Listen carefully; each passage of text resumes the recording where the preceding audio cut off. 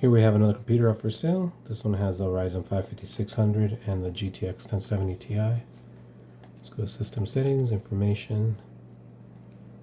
Ryzen 5 5600, 6 core, 12 thread, 3.5 with a 4.6 boost. It has a 200 megahertz overclock, 16 gigs of DDR4, and the GTX 1070 Ti. Alright, and we're going to get started with God of War 3. Here's the controller. It's already connected. It'll be connected when you have it. You just hit this button to turn it on. This is a very fast CPU. I have one with an i7, a machine with an i7 7700, which can kind of play PS3, but not that well. I have another 3 machines with Xeons, and they can play PS3 at acceptable frame rates, except for the most demanding games. It'll struggle on those. And then I have this one, which will play even the most demanding games. The only games it won't play are the games that are broken.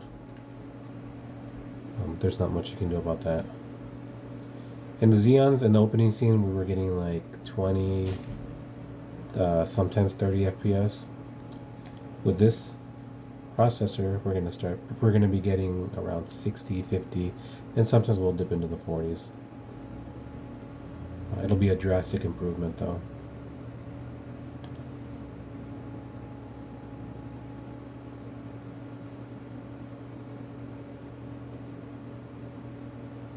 As you can see already, we're locked at 60. The other ones were in the 30s and 40s in the scenes.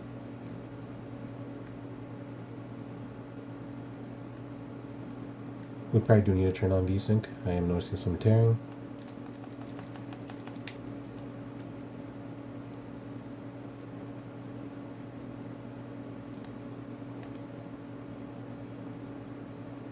It's running super smooth.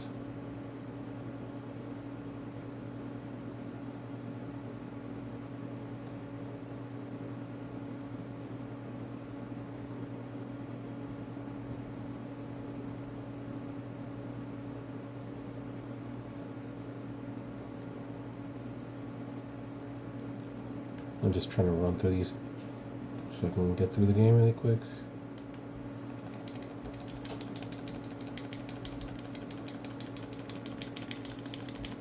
You can see our frame rate, it's kind of locked at pretty damn near 60, 40, 50, 60.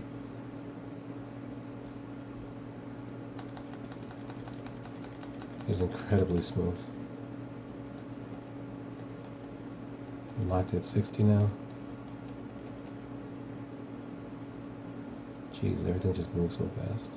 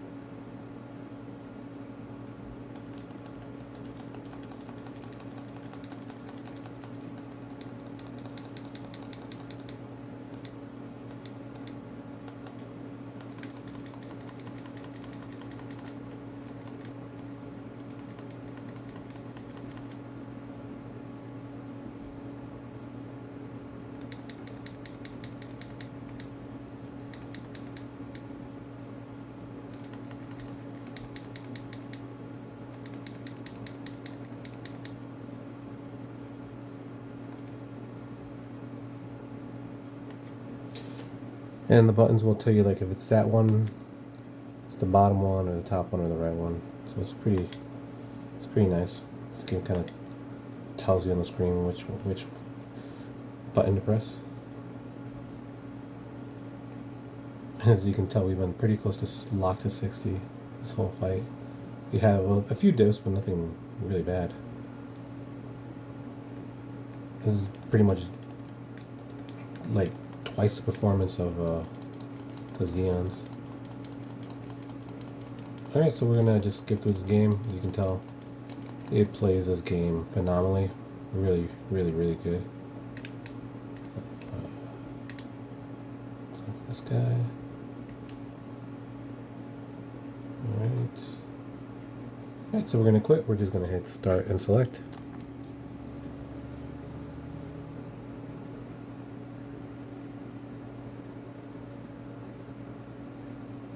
Okay, so now we're going to go to The Last of Us.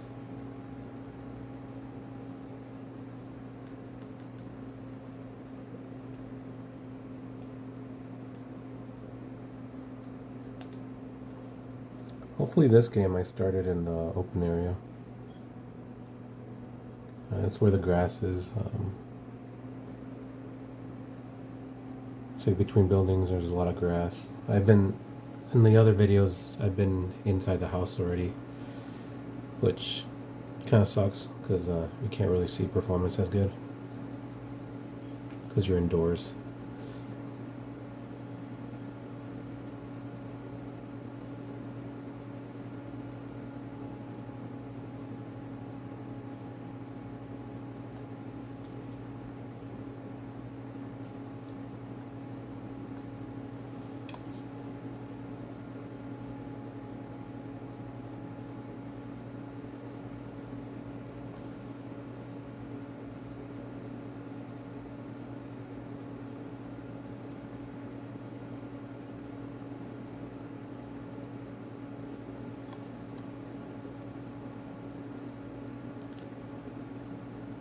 And it's compiling shaders, that's why it's doing that. It says it right there, it's compiling all the shaders. So here, I haven't gone all the way through, so I'm going to jump down here. So this part is really intensive, as you can tell. It's still compiling shaders, you can see it. So we got to let it finish. But on the Xeons, this scene right here, it would run around 9 frames per second. It was horrible, horrendous. You couldn't play this. This is way better on this one. Getting 26, 20 something. This game is not considered playable, but it very much is on this CPU. So you can see, this is like the worst part right here. You would get 9 frames per second on the Xeons. 9, 11, 12. The i7, forget about it. It can't even play this scene. It'll probably throw you out. So this game is not considered playable, but it is with this CPU. And now we're going to go inside and get to the scenes where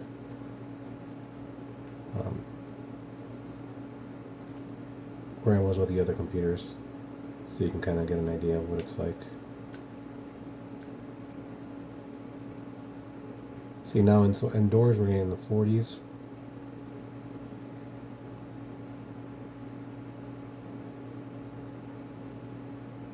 Whereas before with the Xeons we were getting in the 20s. Right in here, 25, 30. Now we're getting in the 30s. 40s. We're doing way better with this CPU. A whole lot better. We could turn on the flashlight if we wanted to, but I'm just trying to speed through this. You get the idea. This game is way more playable. The Xeons do a pretty good job playing this game, except for that beginning scene where it gets really intensive. They do a horrible job. But anyway, we're going to get out of this game, so we're going to hit start and select. Just wanted to show you it.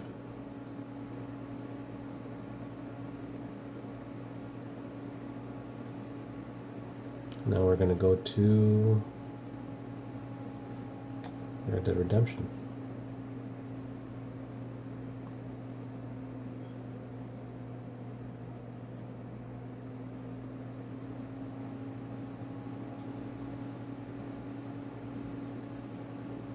This machine can get a little loud. It's just trying to get rid of all that heat.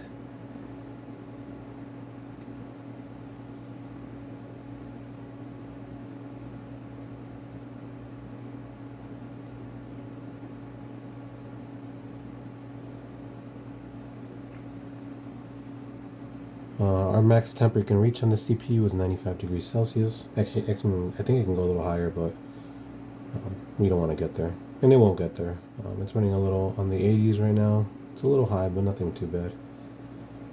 We are running all cores, so all cores are pretty maxed out. PBO is enabled. If you wanted to, you can always disable PBO and it'll run cooler. But we're trying to get the most performance out of it, so I added PBO with a 200 megahertz power increase. I did undervolt it slightly with a negative 15 offset. If you remove PBO, I would remove that offset. You can probably keep the negative offset. If you're running it into any instability though, while playing that, I would lower that negative 15 to like negative 10, and I can upload a video on how to do it. It's really easy. It's not that hard.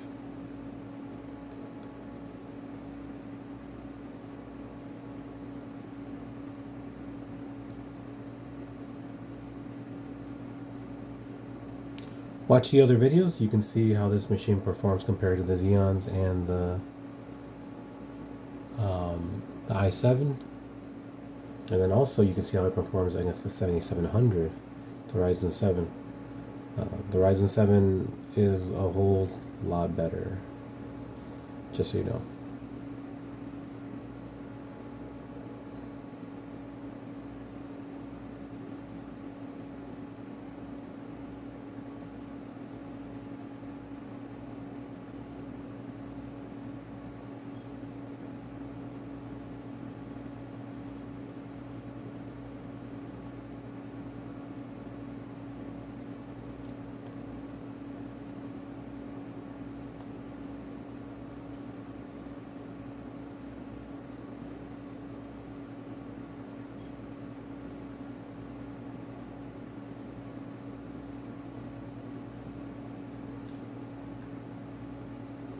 Don't worry if it locks up a little bit when the game is starting. It's trying to retrieve all the data from HDD drives, so there's going to be like there was like a spike in our frame times. It's just trying to wake up the drive to get information. Once it actually wakes it up, it'll be just fine, as you can tell. So nothing to be alarmed about. It's normal behavior.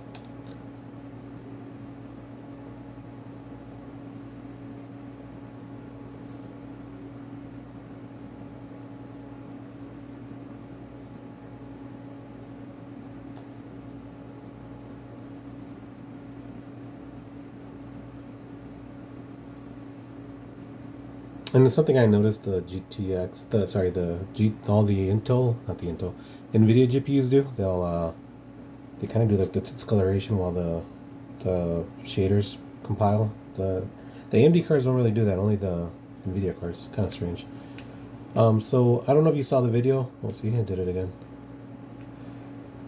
It's still compiling shaders. It should stop soon. Let's keep spinning around so we can compile them all. There we go. So on the Xeons, I don't know if you saw the video, but when we looked away, we were getting like 20 frames per second. Now we're getting 35. When you look at the scene where that's where your checkpoint is. When you look at your checkpoint, your frames drop. But with this CPU, we're in the 20s, which is very good compared to the Xeons. Oh, I take my gun away. This is very playable right here. See if you look away. Oh my god, stop pointing your gun. There we go. So we're getting 40s. The Xeons we were getting 20s when we were looking away.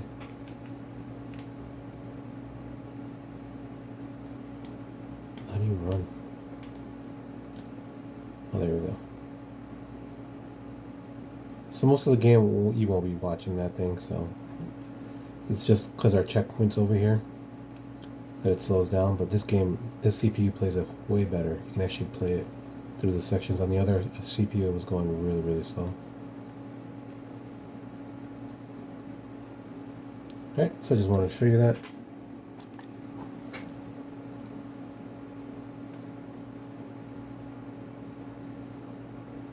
And that's it for this. Let's go to, let's see, what can we do? We can do some Switch. Tears of the Kingdom, I played on another system, so we'll go somewhere else. Let's see.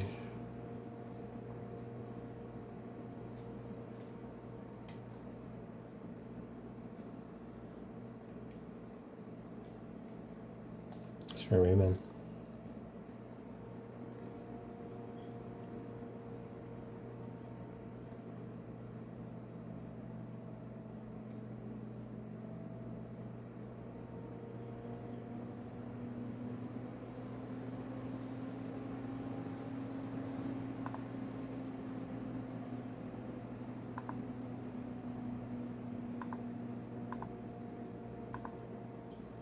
That was weird. It's never asked me that before. Sometimes you might, so as you can see there, sometimes you'll need a keyboard and mouse, especially for Wii U and Switch. Stuff gets weird because they always need like different types of controllers.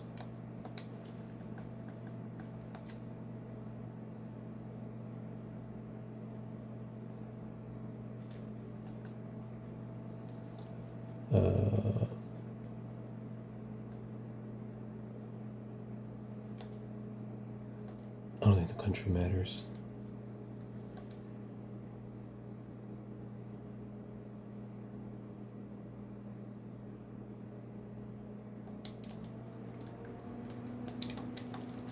And we can't skip this.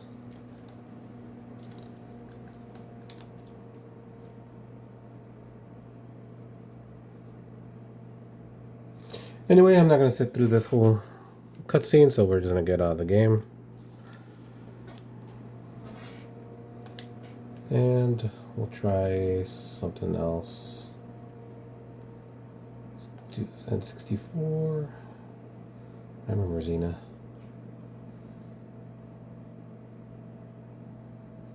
Let's see what to try. I guess it doesn't matter, right?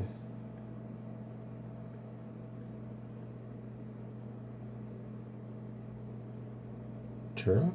I'm not sure.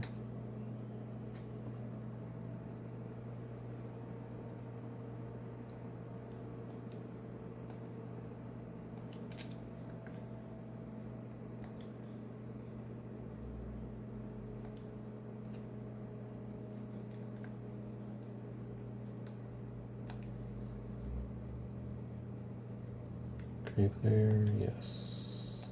A, yes. New game. Sure. I don't know what I'm doing.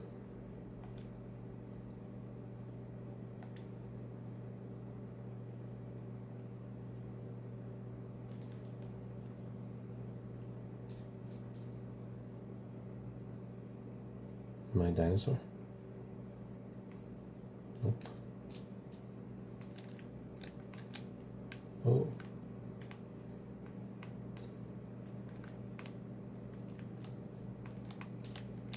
Oh, I died. The controllers are weird on this. It's like backwards. There we go.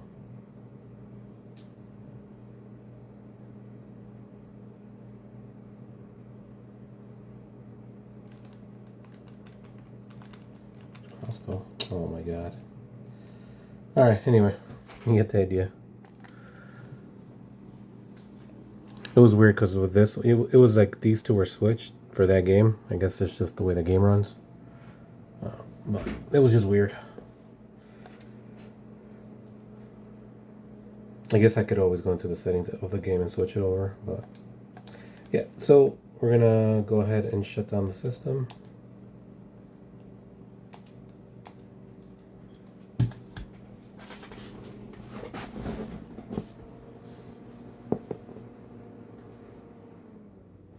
Alright, now we're gonna power it on and we're gonna hold the delete button on the keyboard.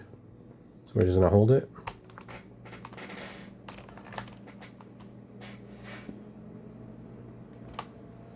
And there's our BIOS. And on the keyboard, we're just gonna hit right and we're gonna go to boot. And as you can see right here, our boot option 1 is Batocera. I just hit enter when I went over here. You can switch it to Windows if you want. which will be hard disk. No, that's not it. It'll be NVMe. You see it right there where it says NVMe. You would just select that, and it would make that your or UEFI NVMe. You could make it Windows. That's if you want Windows to load first. I want Batocera to load first, so I just leave it like that. Here, we can just select Windows altogether. If we don't want to change it, we want always Batocera to run. So now we just go to Windows Boot Manager right here, hit enter.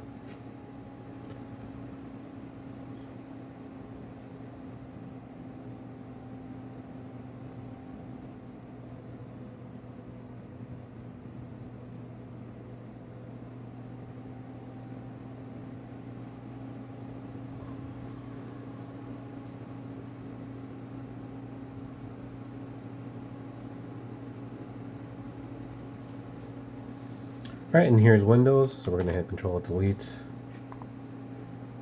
Task Manager, Performance, CPU, Ryzen 5 5600, 6-core 12-thread, 16 gigabytes of DDR4.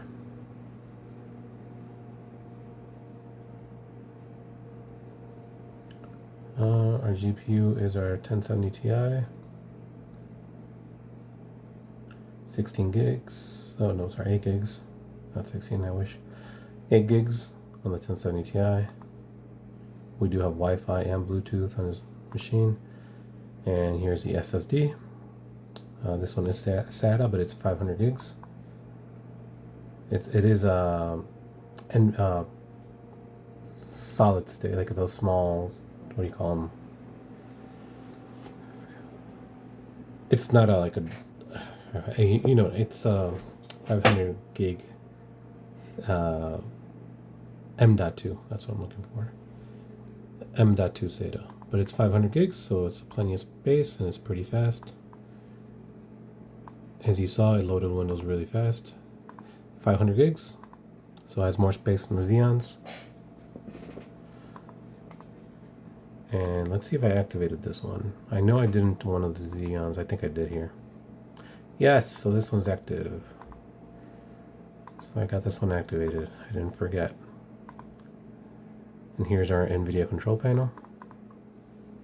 So this will run it's a regular Windows machine. You can use it as a regular machine if you want. And you can tell it to boot into Windows if for a while you're not going to play and you're going to do stuff at home. This machine is perfectly capable of running regular Windows for you. I did put an ad blocker to block ads on YouTube. So it's a perfectly running machine, and then you can also use it as a gaming machine with all your games. I went ahead and also removed all the old all the game drives, so you can't accidentally mess with them. Delete them, all the 4 terabyte here and the 1 terabyte over there. I don't want you guys to accidentally delete them or anything. You can switch them back on. All you got to do is go to Properties, go to Hardware, and you see the drives here. They're all right here. You just have to click on the one you want, hit Properties, go to Change Settings, go to Drivers, and then hit Enable Device. But we're not going to do that. I want to leave it disabled so you can't accidentally screw with them, because it has all your games and we don't want to delete them by accident. All right, so that's all. So let me know if you have any questions.